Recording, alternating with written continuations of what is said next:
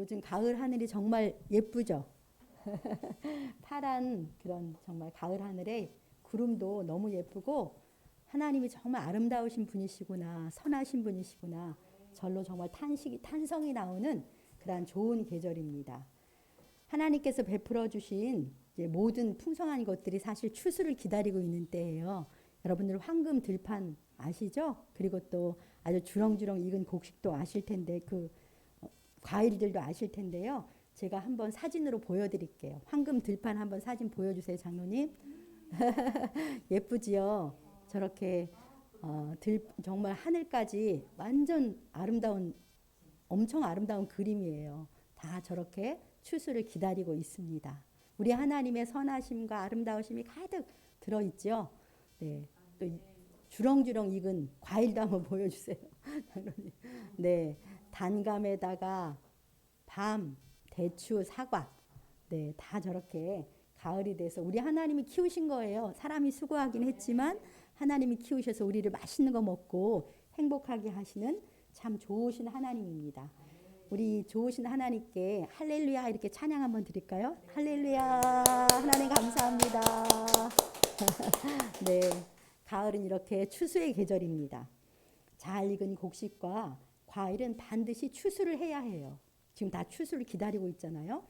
추수 때를 놓치면 그동안의 농부의 수고와 하나님의 은총이 허사가 될 수도 있으니까요. 이 추수의 계절에 영적 추수에 참여하라고 말씀하시는 우리 주님의 음성을 듣길 원합니다. 그래서 오늘은 희어져 추수하게 되었도다 라는 제목으로 하나님의 말씀을 듣겠습니다. 지금 요한복음 4장인데요. 예수님께서 사마리아에 있는 수가라는 동네에 야곱의 우물가라는 곳에 앉아 계세요. 예수님과 제자들은 낮 12시, 한날 12시에 이 우물가에 도착했는데요. 아침부터 더운 날씨 아침부터 유대 지방에서 이렇게 쭉 걸어서 사마리아 지방까지 12시 되도록 오셨으니까 목도 마르고 배도 고파서 그 우물가에서 잠시 쉬어가기로 했습니다. 그래서 배고프니까 제자들이 동네에 먹을 것을 사러 들어갔고요. 예수님은 혼자서 그 우물가에 앉아 계세요. 그런데 그 우물가에 한낮에 한 여인이 물을 길러 왔고 예수님은 그 여인에게 물 좀 달라 이렇게 말씀하시는 배경 속에서 오늘의 본문이 진행되고 있습니다. 31절 보니까 제자들이 동네에 들어가서 먹을 것을 사가지고 왔어요. 그래서 우물가에 계신 예수님한테 잡수시라고 31절에 이렇게 먹을 것을 납비어 잡수소서 이렇게 드리니까 32절에 예수님이 아주 뜻밖의 말씀을 하시죠. 우리 32절 같이 읽어봅시다. 이르시되 내게는 너희가 알지 못하는 먹을 양식이 있느니라. 네, 분명히 먹을 것이 없어서 제자들이 먹을 것을 사와서 드렸는데 아니 너희들이 알지 못하는 먹을 양식이 있다. 그러니까 제자들이 그 사이에 누가 잡수실 것을 갖다 드렸나 생각하면서 어리둥절하고 있어요. 그 어리둥절한 제자들에게 34절에서 주님이 아주 놀라운 말씀을 하시는데요. 34절도 같이 읽겠습니다. 예수께서 이르시되 나의 양식은 나를 보내신 이의 뜻을 행하며 그의 일을 온전히 이루는 이것이니라. 아멘. 예수님의 양식이 뭐라고 말씀하세요? 우리 주님을 이 땅에 보내신 하나님 아버지의 뜻을 행하는 것, 그리고 그분의 일을 온전히 이루는 것이 나의 양식이다, 주님의 양식이다 이렇게 말씀하십니다. 그런데 주님은 주님이 말씀한 이 양식을 제자들이 없는 동안에 그 방금 전에 이 양식을 드셨어요. 제자들이 오기 전에 이 우물가에서 예수님이 드신 양식이 무엇인지는 아마 우리 성도님들이 다 짐작하고 계십니다. 알고 계시는데요. 주님이 말씀하시는 그 양식이 무엇인지에 대해서는 조금 뒤에 살펴보기로 하고 양식이라는 게 우리에게 어떤 의미가 있는지 한번 생각해 볼까요? 여러분들 밥때가 지났는데도 식사 안 하시면 양식 안 드시면 어떠십니까? 배도 고프지만 어떤 분들은 당 떨어져서 힘이 없어가지고 손이 떨린다면서 아무것도 못하는 분들도 있어요. 우리 육체는 때가 되면 반드시 이렇게 양식을 먹어야 합니다. 왜냐하면 하나님이 육체는 그렇게 먹어야 살도록 창조하셨기 때문에 그렇잖아요. 이것처럼 양식은 우리 생명의 건강과 힘을 위해서 반드시 필요한 에너지원이에요. 에너지원. 예수님께서는 육체의 에너지원이 아닌 주님만의 양식, 주님만의 에너지원이 있으신 거죠. 우리 주님의 삶에 활력을 주고 기쁨을 주고 강건하게 해주는 우리 주님의 양식은 자신을 이 땅에 보내신 하나님 아버지의 뜻을 행하는 것이고 그분의 일을 온전히 이루는 것이라고 예수님 말씀하십니다. 사랑하는 성도 여러분, 이 우물가에서 제자들이 없는 동안에 예수님이 드신 양식이 무엇입니까? 그것은 바로 우물가에 물 기르러 온 한 사마리아 여인에게 예수님이 메시아인 것을 전한 거예요. 구세주이신 자신을 전하셔서 한 불쌍한 여인이 믿게 하신 것, 바로 전도예요. 전도가 예수님이 자신의 양식이라고 말씀하시는 거죠. 아버지께서 보내신 뜻, 주님께서 온전히 이루어야 하는 그 복음을 전하시는 것, 복음을 완성하시고 전하시는 것이 예수님의 양식, 예수님의 에너지원입니다. 예수님은 사람이잖아요, 저희처럼. 그러니까 분명히 목도 마르고 배도 고프셨지만 한 영혼을 살리는 귀한 일에 집중하시느라고 배고픔도 목마름도 잊어버리신 것 같아요. 어둠 속에서 홀로 곤고하게 살아가는 가련한 여인을 만나주시고 그 여인을 살리시고 나니 주님의 마음이 기쁘고 큰 활력이 생기셔서 안 드셔도 배부르게 되신 것이죠. 우리 성도님들 다 너무 기뻐서 안 먹어도 배부른 적 있으세요? 있어요. 다 우리 경험한 적이 있습니다. 안 먹어도 배부를 때가 있습니다. 지금 예수님이 그러시다는 거예요. 나 안 먹어도 배부르다 그러시는 거죠. 기쁨과 활력을 주는 주님의 에너지원을 예수님은 사랑하는 제자들도 누리며 살기 원하셔서 계속해서 말씀하세요. 자, 35절에 뭐라고 말씀하시는지 같이 읽어보겠습니다. 너희는 넉 달이 지나야 추수할 때가 이르겠다 하지 아니하느냐. 그러나 나는 너희에게 이르노니 너희 눈을 들어 밭을 보라. 휘어져 추수하게 되었도다. 아멘. 그 당시에는 넉 달이 지나야 아마 추수할 때가 되나 봐요. 그 예수님 당시에. 너희는 넉 달이 지나야 추수할 때가 됐다고 말하는데 지금이 추수할 때다. 너희 눈으로 들어 밭을 한번 봐. 벌써 휘어져서 추수하게 되었어. 이렇게 말씀하세요. 넉 달이 지나야 추수할 때가 됐는데 무슨 말씀을 하시는 겁니까? 예수님께서 논밭의 곡식 추수가 아닌 영혼의 추수를 말씀하고 계시는 것이죠. 그러니까 눈을 들어 밭을 보라 이렇게 하실 때 그 밭은 구원을 기다리고 있는 사람들을 보아라 그런 말씀이에요. 우리의 영의 눈을 열어서 주위의 사람들을 보아라. 마치 다 익어서 추수를 기다리고 있는 아까 그 논밭에 봤잖아요. 그 곡식과 같은 사람들이 많이 있다. 갈급하고 가난한 마음으로 구원의 소식을 애타게 기다리는 사람이 많다라고 하시는데요. 실제로 그날 그때 지금 예수님이 말씀하신 그때요. 어떤 일이 벌어지고 있냐면 그 29, 30절에 보니까 사마리아 땅에 휘어져 추수할 곡식처럼 많은 사람들이 29절에 지금 예수님께 오고 있잖아요. 그들이 동네에서 나와 예수께로 오더라 이렇게 말씀하세요. 28절에 보면 29절만 나왔지만 예수님이 메시아라는 걸 그 사마리아 여인이 확신을 했어요. 확신을 하고 물동이를 그 확신에서 너무 놀라가지고 기뻐서 물동이를 버려두고 동네에 들어가서 사람들에게 29절 이렇게 전해요. 29절 같이 읽어봅시다. 내가 행한 모든 일을 내게 말한 사람을 와서 보라. 이는 그리스도가 아니냐 하니. 네, 물 들어온 그 여인이 예수님의 메시아인 걸 만나 너무 놀라고 기뻐가지고 물동이 버려두고 가서 이렇게 말하는 거예요. 내가 행한 일, 그녀가 행한 일이 무엇인지 아십니까? 아주 숨기고 싶은 일이에요. 이유는 알 수 없지만 그 여인은 남편이 5명이나 되는 아주 부끄러운 삶을 살았거든요. 그래서 그녀는 사람들 안 마주치려고 한낮에 12시에 여기 물 길러 왔잖아요. 그런 여인이 메시아이신 예수님을 만나 감격에 사로잡혀서 자기는 보이지가 않는 거예요. 자기 모습을 안 보여서 그 물동이로 버려두고 동네에 들어가서 그 피하고 싶었던 사람들, 그 사람들 자기가 찾아가서 숨기고 싶은 이야기를 꺼내는 거죠. 내 비밀을 다 아는 분이 계세요. 와보세요. 그분이 그리스도세요. 제가 메시아를 만났어요. 어서 오세요. 이렇게 상기된 얼굴과 흥분된 목소리로 사마리아 사람들 예수님께로 불러 모으는 거예요.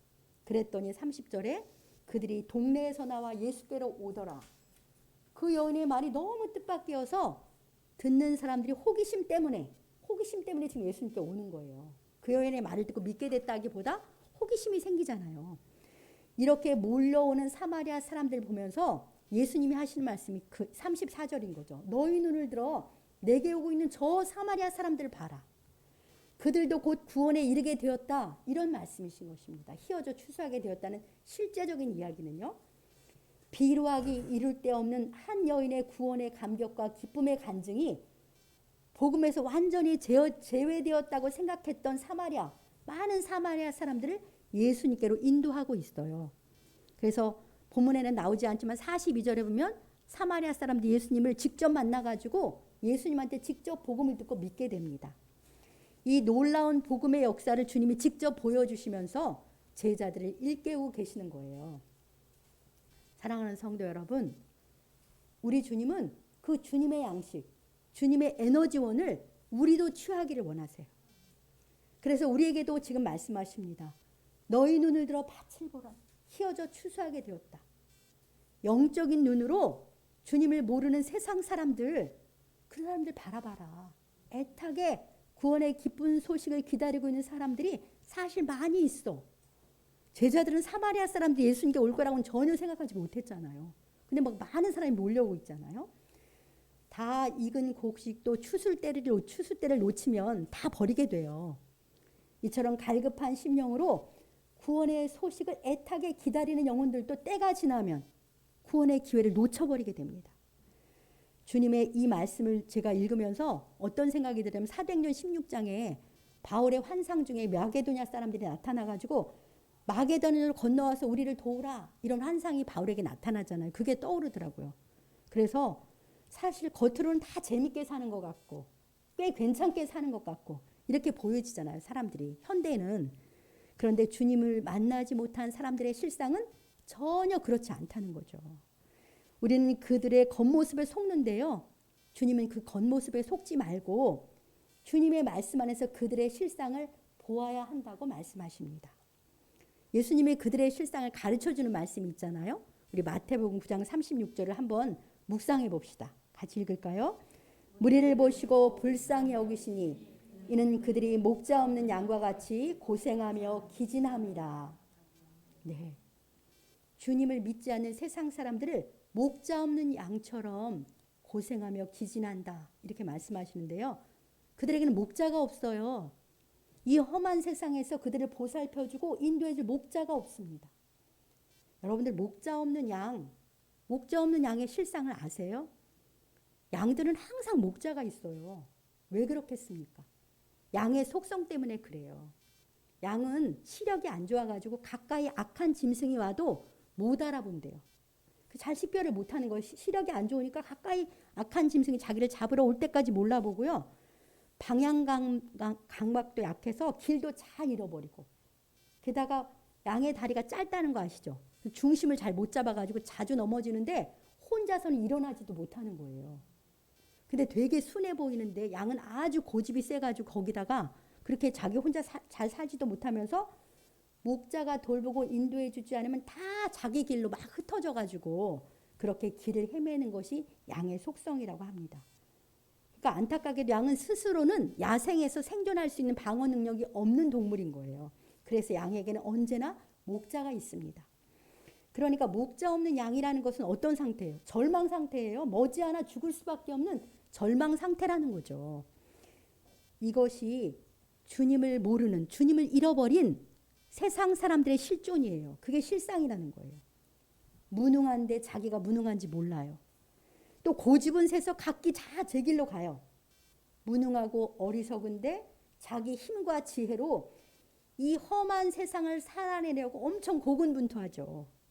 그런데 항상 죄의 흑암 속에서 맴도는 거예요. 거기서 그 자리를 계속 맴돌고 있는 거죠. 그러다 보니 속은 어떨 것 같습니까? 다 두려워요. 두려움이 있습니다. 힘에 겪고 기진하며 살고 있는 것이죠. 그 인생의 끝에 그렇게 힘들게 산 인생의 끝에 무엇이 있습니까? 머지않아 맞이할 죽음이 있어요. 우린 다 죽음을 향해서 한 발짝씩 가는 거잖아요. 죽음 후에는 영원한 멸망이 그들을 기다리니 목자 없는 양과 같이 주님이 없는 사람들은 겉으로 보이는 화려함과 아무 상관없이 그들의 끝은 절망인 것입니다. 그 끝이 죽음, 영원한 멸망이니까요. 형벌이니까요. 이것이 목자이신 주님을 상실한 사람들의 실존, 실상이에요.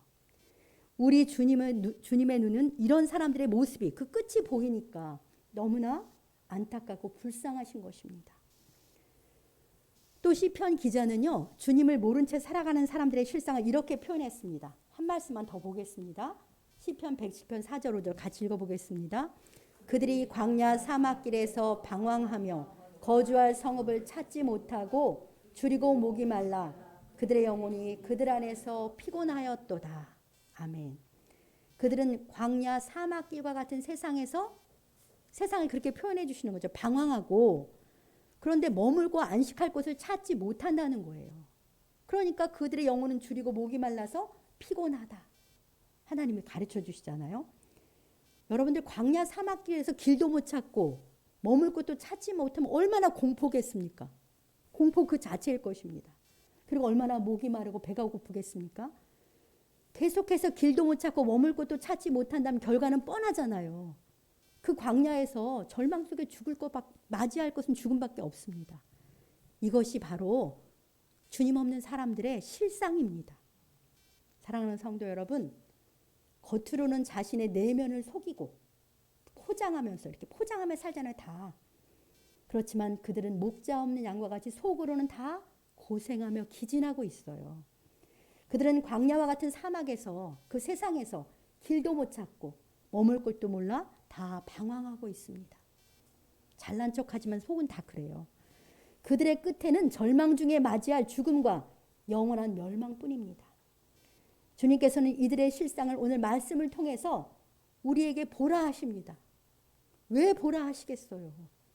주님과 같은 마음으로 오늘 아까 찬양했잖아요. 그들을 불쌍히 여기고 그들을 구해내는 일에 간절함으로 우리 주님과 함께 힘쓰기 원하셔서 그렇게 하시는 거예요. 아버지의 마음을 우리에게 알려주시는 거죠. 어떠세요? 선한 목자이신 주님이 없는 사람들 정말 안타깝고 불쌍하지 않으십니까? 우리는 믿음의 눈으로 주님이 없는 사람들의 이 참모습을 보아야 합니다. 그들 모두에게는 목자가 필요합니다. 그들 모두에게는 우리 주님이 필요합니다. 그래서 누가복음 19장 10절에 예수님이 이렇게 말씀하세요. 같이 읽어봅시다. 인자가 온 것은 잃어버린 자를 찾아 구원하려 함이니라. 아멘. 주님은 이런 사람들 잃어버린 자다 이렇게 말씀하세요. 주님은 이들을 찾아 구원하시려고 이 세상에 오셨어요. 사람으로. 탕자의 아버지가 집을 나간 둘째 아들이 돌아왔을 때 뭐라고 말했습니까? 내 아들은 잃었다가 다시 얻었고 내 아들은 죽었다가 다시 살아났다고 너무너무 기뻐하잖아요. 그 말씀 똑같은 말씀인 것입니다. 하나님 아버지께 예수님 없는 그들은 다 잃어버린 아들들이에요. 아버지가 애타게 돌아오기를 기다리시는 잃어버린 사람들입니다. 그런데 여러분, 저와 여러분들도 바로 이런 절망, 영원한 죽음의 형벌 아래 있었던 불쌍한 한 사람들이었어요. 그런 우리였다는 것 잊지 않으셨지요? 예수님께서는 이런 저와 여러분, 그리고 아직도 죄의 어둠 속에 방황하는 사람들을 찾아서 구원하시려고 하나님으로서의 보좌 버리셨잖아요. 그리고 이 세상에 우리와 같이 낮은 연약한 사람으로 오셨잖아요.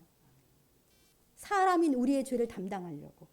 사람인 우리의 죄를 다 짊어지시고 십자가에 달려 죽으심으로 우리의 죄값을 다 치러주셨습니다. 이러한 주님의 엄청난 희생과 말할 수 없는 사랑으로 우리는 모두 구원을 받았어요. 이렇게 다 이루어 주신 우리 주님의 기쁜 소식, 엄청난 사랑과 은혜로 이룬 기쁜 소식을 우리 보고 이제 나와 함께 전하자. 나와 함께 전하자. 이렇게 예수님이 말씀하고 계시는 거예요. 우리도 누군가 전해줬기 때문에 구원에 이르렀잖아요. 누군가 전해줬기 때문에. 예수님이 다 하신 일을 전한 이가 있는 것입니다. 그래서 예수님이 아까 마태복음 9장 36절에서 목자 없는 양이 어떻다고 말씀하신 다음에 그 이어서 37, 38절에서 이렇게 말씀하세요. 마태복음 9장 37, 38절을 같이 읽겠습니다. 이에 제자들에게 이르시되 추수할 것은 많되 일꾼이 적으니 그러므로 추수하는 주인에게 청하여 추수할 일꾼들을 보내어 주소서 하라 하시니라. 아멘. 희어져 추수할 것은 많은데 추수할 것은 일꾼이 적다는 거예요. 그러니 추수하는 주인인 하나님께 기도해서 추수할 일꾼들을 보내달라고 해라. 예수님이 이렇게 말씀하세요. 우리 생각은 어떻게 말해요? 이 시대에 전도한다고 누가 예수를 믿겠어. 이제 전도는 안 되는 시대야. 그냥 믿는 사람답게 선하게 살아서 욕이나 안 먹으면 다행이지. 그런 생각을 많이 그리스도인들이 합니다. 그런데 주님은 그렇게 말씀하시지 않잖아요. 아니다. 휘어져 추수할 영혼이 많다. 문제는 그 사람들 속에 있는 고통을 보고 추수에 참여하는 일꾼이 부족한 거야. 지금의 필요는 추수할 일꾼이 적은 것이 문제니까 아버지께 그 일꾼들을 보내달라고 기도해라. 예수님이 이렇게 말씀하십니다. 사랑하는 성도 여러분, 지금 휘어져 추수할 곡식이 많아서 때를 놓치기 전에 빨리 추수해야 한다고 하시는 우리의 주님의 마음과 시야에 여러분들은 아멘이십니까? 네, 아멘입니다. 게다가 영적 추수가 시급한데 실제 이 추수에 참여할 힘쓸 일꾼이 부족하다. 그렇게 말씀하시는 예수님의 말씀에도 아멘이세요? 네, 아멘입니다. 이와 같은 주님의 간절한 마음에 믿음으로 응답하는 저와 우리 모두가 되길 소망합니다. 주의 성령께서 우리의 귀를 밝히 열어주셔서 주님을 상실한 사람들의 내면의 고통의 소리, 그 아우성을 듣게 하시기 원합니다. 그들 모두는 이 광야 사막과 같은 세상에서 자신을 인도해 줄 목자를 찾고 있어요. 그들에게는 우리 주님이 절실히 필요합니다. 그들은 모두 구원의 기쁜 소식을 애타게 기다리고 있습니다. 먼저 구원받은 우리가 가서 구주 예수 그리스도를 전해줘야 하는 것이죠. 이 시급하고도 귀한 영적 추수에 먼저 믿은 우리가 일꾼이 되어야 한다고 주님이 말씀해 주십니다. 그러면서 나와 함께 힘쓰자 이렇게 우리를 독려하시는데요. 이 우리의 참여를 독려하시려고 주님이 더 말씀해 주세요. 동기부여를 더 하시는데요. 자, 36절을 같이 읽어봅시다. 거두는 자가 이미 삭도 받고 영생에 이르는 열매를 모으나니 이는 뿌리는 자와 거두는 자가 함께 즐거워하게 하려 함이라. 네, 예수님은 참 인격적이세요. 우리에게 동기부여를 하시는 당근을 확실하게 해주세요. 한번 보세요. 추수하는 일꾼이 하는 일이 다 익은 곡식 거두는 일이잖아요. 다 익은 곡식 거두는 일인데 멸망을 향해 가는 영혼들을 구원하는 일은 거두는 일이라고 해요. 그런데 이 일에, 이 거두는 일에 참여할 우리들은 이미 일꾼으로서의 대가를 벌써 받았다는 거예요. 벌써 받았다는 거예요. 추수하는 주인은 주님이신데요. 주인이신 예수님께로부터 우리는 무슨 삭을 먼저 받았습니까? 네. 에베소서 1장 4절은 하늘에 속한 모든 신령한 복을 받았다고 해요. 하늘에 속한 모든 신령한 복. 그 모든 신령한 복, 예수님께로 받은 거, 아까 우리 제일 먼저 효주자매가 죄사함이라고 했는데 저도 1번 죄사함이라고 썼어요. 정말 죄사함을 받았잖아요. 그리고 재판장인 하나님이 우리를 의로운 자야, 의롭다, 다 이렇게 인정을 해주셨어요. 어떻게 우리가 의롭습니까? 예수님 때문에 의로운 거잖아요. 거기다가 거룩하신 하나님이랑 항상 교제할 수 있는 영적 생명, 영원한 생명 우리에게 주셨어요. 하나님이랑 관계가 잘 회복돼가지고 하나님이 내 아버지고 난 자녀고 하나님이 내 왕이고 나는 그 백성이라는 놀라운 신분을 얻었습니다. 이 신분 때문에 우리는 하나님 나라 천국도 상속받았어요. 죽음을 두려워하지 않습니다. 죽으면 하나님 나라에 들어가니까요. 이 땅에서도 마찬가지고요. 게다가 주님의 영이신 성령께서 내 안에 오셔서 영원토록 나와 함께 계시면서 추수하는 일꾼으로 열매를 거둘 수 있는 권능도 주셨어요. 권능이 있어요. 우리에게는. 이루 다 열거할 수 없는 하늘에 속한 모든 신령한 복을 우리는 이미 받았습니다. 주 예수님 믿어 구원받은 우리 모두는 이 모든 복을 거저 선물로 받은 거예요. 엄청난 삭슬 받았습니다. 이 삭슬 이미 받은 사람만 주님의 추수에 참여하는 일꾼이 될 자격이 있어요. 왜냐하면 성령 받은 사람만 영혼을 주님께로 인도할 권능을 가지고 있기 때문입니다. 성령 받지 못한 사람은 그 일을 할 수가 없잖아요. 그 다음에 거두는 자가 이미 삭도 받은 다음에 뭐라고 하냐면 영생에 이르는 열매를 모은다. 이렇게 말씀하세요. 추수에서 거둔 알곡들이 바로 영생에 이르는 열매가 되는 거예요. 우리들의 열매. 영원한 하나님 나라까지 같이 가는 그런 사람들로부터 하나님께서 인정하시는 열매가 되는 거예요. 우리 성도님들은 하나님 앞에 내가 서는 날, 내가 계산받는 날이 올 거라는 거 다 아시잖아요. 네. 옛날부터 배웠는데 세월이 가면 점점 그게 실상으로 다가오게 돼 있습니다. 그때 하나님 앞에서 열매로 인정받는 건 오직 성령의 열매랑 사람의 열매밖에 없어요. 성령을 따라 순종하며 산 성령의 열매와 나를 통해서 믿게 된 사람들, 나의 수고를 통해서 주님께 헌신한 사람들만이 하나님 앞에 인정받는 영생에 이르는 열매잖아요. 그러니까 인격적인 주님께서 이렇게 이 말씀으로 우리에게 이 영원하고 가치 있는 영적 추수에 참여하라고 일꾼 되게 하려고 충분한 당근을 주고 계시지 않습니까? 이 정도면 우리는 이미 충분한 대가를 받았고 미래에 하나님 앞에 내놓고 드릴 열매까지 거두는 일이니 우리 주님의 부르심에 기쁨으로 응답할 수 있을 것 같습니다. 그런데 주님은 여기에다가요 한두 가지 더 말씀하세요. 한두 가지 더 당근을 주시는 거예요. 동기부여를 하시는데 자 36절 후반부를 같이 읽겠습니다. 이는 뿌리는 자와 거두는 자가 함께 즐거워하게 하려 함이라. 예수님이 씨는 내가 뿌렸어. 다 익은 열매를 거두는 일에 같이 참여해가지고 나랑 같이 즐거워하자. 이렇게 말씀하십니다. 이 영적 추수에 거두는 자로 참여하면 주와 함께 즐거움을 누리게 돼요. 가치와 의미가 중요하지만 즐거움도 중요하잖아요. 즐거워야 기쁘게 할 수 있잖아요. 영혼의 열매를 거두어 주님의 집에 드리는 전도는 주와 함께 기쁨과 즐거움을 누리는 행복한 사역입니다. 세상 어디에서도 맛볼 수 없는 참된 기쁨과 즐거움을 주와 함께 누리는 하늘나라 잔치에 참여하게 되는 거예요. 저와 우리 성도님들이 주님의 이 참되신 말씀을 아멘으로 받고 믿음과 사랑과 즐거움으로 이 영적 추수에 적극 참여하시길 소망합니다. 마지막으로 37, 38절을 같이 읽어보겠습니다. 그런즉 한 사람이 심고 다른 사람이 거둔다 하는 말이 옳도다. 내가 너희로 노력하지 아니한 것을 거두러 보내었노니 다른 사람들은 노력하였고 너희는 그들이 노력한 것에 참여하였느니라. 아멘. 이 일은 한 사람 예수 그리스도께서 거룩한 자신의 생명으로 심었어요. 한 사람 예수님이 심고 다른 사람들은 심은 생명의 열매를 거둘 뿐인 거예요. 그래서 거두는 일에 참여하는 우리는 노력하지 않은 것, 바꿔 말하면 심지 않은 것, 뿌리지 않은 것을 거두기만 하는 은혜와 축복을 누리는 것입니다. 죽음으로 생명을 심은 한 사람, 예수님의 헌신적인 노력과 우리 앞에 믿음의 선진들이 죽음을 마다하지 않는 헌신적 선교, 그 선교로 인한 뿌림의 노력이 있었어요.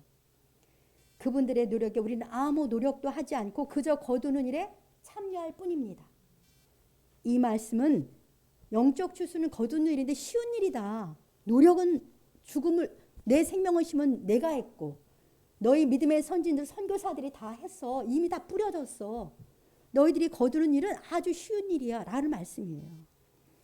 오늘날 우리가 이 땅에서 전도하는데 무슨 대가를 치르십니까? 어떤 박해가 있습니까? 이 땅에서의 박해는 초기 선교사들과 우리 이전의 믿음의 선배들이 다 감당했어요. 그들의 노력 덕분에 대한민국의 대부분의 사람들은 구주 예수 그리스도에 대해 이미 들었습니다. 그 말은 그들의 노력에서 다 뿌려졌다는 거예요. 복음은 이미 심겼고 뿌려졌습니다. 우리는 그저 거두기만 하면 돼요. 거두기 위해서 우리가 하는 수고는 뿌린 사람, 심고 뿌린 사람의 노력에 비하면, 그들의 헌신에 비하면 아무것도 아니지 않습니까? 우리가 할 수 있는 일이 뭔가 생각해 볼까요? 내 주변에 믿지 않는 사람들에게 작은 사랑의 관심과 수고, 섬김, 그들을 위한 진정한 기도, 그들에게 시간을 내서 다가가는 일, 가서 입을 열어서 예수 그리스도의 죽음과 부활 사건을 말하는 그 구원의 복음을 전해주기만 하면 되는 거예요. 물론 작은 거절의 그런 그 정도의 아주 작은 일은 있죠. 사랑하는 성도 여러분, 영혼을 추수하는 일꾼이 되는 이 일은 노력하지 않은 것을 거두어 드리는 쉬운 일입니다. 힘든 수고는 예수님과 믿음의 선진들이 다 했어요. 그분들의 노력으로 이미 사람들의 마음에는 복음이 뿌려졌습니다. 이제 우리는 그분들의 노력에 참여만 하면 되는데요. 작은 사랑의 관심과 섬김, 그들을 위한 진정한 사랑의 기도, 시간을 내서 내가 만나러 가는 거, 가서 입을 열어서 주 예수 그리스도를 전해줌으로 요런 작지만 구체적인 행동을 하는 것만이 거두는 자로서의 우리의 수고예요. 이 가을에 주님이 간절히 요청하시는 영적 추수에 전심으로 참여해서 우리 주님께 기쁨을 드리고 영생에 이른 열매를 맺는 저 우리 성도님들 다 되시길 우리 주님의 이름으로 간절히 축복합니다. 네, 오늘 말씀 생각하면서 이렇게 기도합시다. 주님, 저희에게 주님의 그 양식, 주님의 에너지원이 무엇인지 가르쳐 주셔서 감사합니다. 아버지 하나님의 뜻을 따라 저희를 구원하시는, 사람을 구원하시는 것입니다. 주님, 세상에는 희어져 추수하게 된 영혼들이 많다고, 목자 되신 주님이 필요한 사람들이 많다고 일깨워 주시니 감사합니다. 절망 속에 죽어가는 사람들을 구원하는 영적 추수에 힘써 참여하고 싶습니다. 주님이 찾으시는 복음의 일꾼으로 살게 저를 도와주십시오라고 주여 한번 부르시고 간절히 기도하시겠습니다. 주여.